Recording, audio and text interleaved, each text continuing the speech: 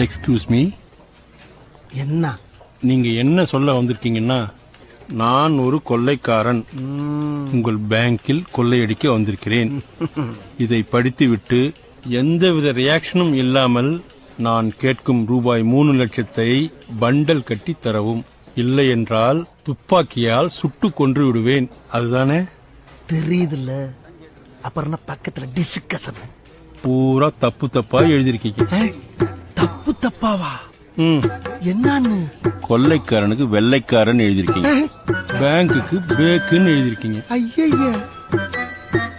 கொள்ளையடிக்க வந்திருக்கிறன்றதுக்கு வெள்ளையடிக்க வந்திருக்கிறேன்னு எழுதிருக்கீங்க.